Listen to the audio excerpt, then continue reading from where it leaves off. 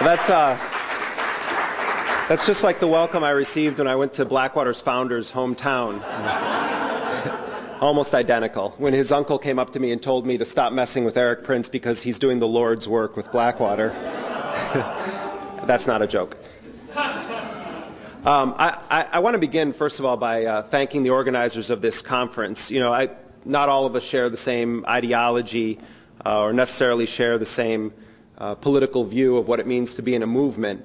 But I think all of us are united on basic principles of opposing this war, of calling for economic justice, of being against the death penalty, of believing that those who do harm to others do not speak for the people of this country.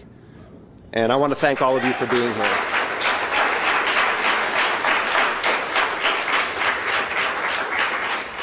And it's so great when you look at the roster of people speaking, the veterans who are coming back and sharing stories, and it's so important to hear that testimony of those that have been on the front lines in Iraq and are coming back and saying no to the war. And I think that it's important that so many veterans are rising up and calling for an immediate withdrawal from Iraq, not 18 months, not 6 months, not 40,000 troops and 160,000 mercenaries, but an immediate withdrawal from Iraq. And so thank you to those vets who bravely have stood up.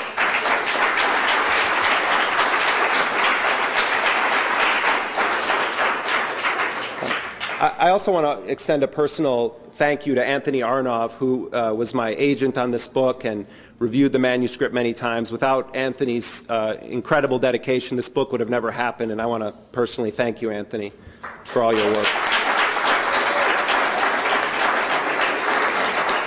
Anthony told me in 1995 that I needed to write a book, and at that point it was on something else, and every year since he's come up with a different idea, and finally we found one that landed.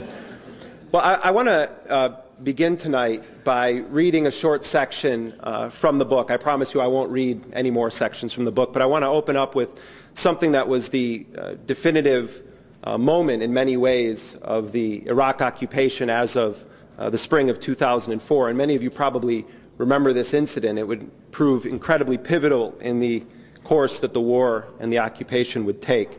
And it happened on the morning of March 31st, 2004 in the Iraqi city of Fallujah.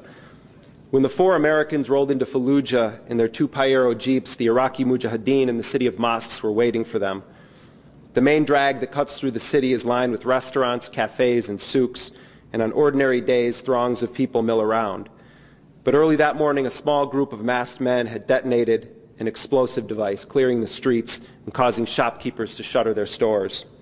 From the moment the convoy of Americans entered the city limits of Fallujah, the men stood out. They were driving vehicles known widely in Iraq as bullet magnets. They were sporting wraparound sunglasses and Tom Cruise haircuts. Shortly after they entered Fallujah, the jeeps began to slow. To their right were shops and markets. To the left, open space. They'd hit some sort of a roadblock. As the vehicles came to a standstill, a grenade was hurled at the rear jeep, quickly followed by the rip of machine gun fire. Bullets tore through the side of the rear Pajero like salt through ice, fatally wounding the 2 men inside. As the blood gushed from them, masked gunmen moved in on the jeeps, unloading cartridges of ammo and pounding their way through the windshield. Chants of Allahu Akbar, God is great, filled the air. Soon more than a dozen young men who'd been hanging out in front of a local kebab house joined in the frenzy. By the time the rear jeep was shot up, the Americans in the lead vehicle realized that an ambush was underway. They tried to flee or to turn around and help their wounded comrades, but it was too late. The crowd quickly swelled to more than 300 people as the original attackers faded into the side streets of Fallujah. The jeeps were soon engulfed in flames, and men and boys literally tore the men apart, limb from limb. In front of TV cameras, a young man held a small sign emblazoned with a skull and crossbones that declared in English, "Fallujah is the graveyard of the Americans." The mob hung the charred, lifeless remains of the men from a bridge over the Euphrates River where they would remain for hours, forming an eerily iconic image that was seen on television screens throughout the world. Thousands of miles away in Washington, D.C., President Bush was on the campaign trail, speaking at a fundraiser dinner. "This collection of killers is trying to shake our will," the president told his supporters. "America will never be intimidated by thugs and assassins. We're aggressively striking the terrorists in Iraq. We will defeat them there, so we do not have to face them in our own country." The next morning, Americans woke up to the news of the gruesome killings. Iraqi mob mutilates 4 American civilians was a typical newspaper headline. In fact, it was the headline of the Chicago Tribune. Somalia was frequently invoked, referring to the incident in October of 1993 when rebels in Mogadishu shot down 2 Black Hawk helicopters, killed 18 U.S. soldiers, and dragged some of them through the streets, prompting the Clinton administration to withdraw forces. But unlike Somalia, the men killed at Fallujah were not members of the U.S. military, nor were they civilians, as many news outlets reported. They were highly trained private soldiers sent to Iraq by a secretive mercenary company based in the wilderness of North Carolina. Its name is Blackwater, USA. I think for many people, even those who very closely follow the war and follow U.S. foreign policy, it came as some news that there were these heavily armed private soldiers operating in Iraq.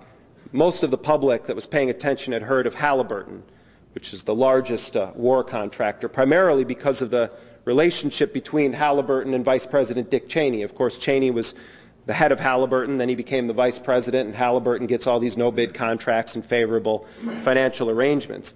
But this idea of armed mercenaries working on behalf of the U.S. government in a war zone was a relatively new development. Of course, the Central Intelligence Agency and other agencies had used mercenaries for covert operations. They were used in Vietnam, they've been used throughout history, but never in the scope that we're seeing right now in Iraq. Most people in this country believe that there are about 145,000 to 170,000 U.S. troops on the ground in Iraq right now.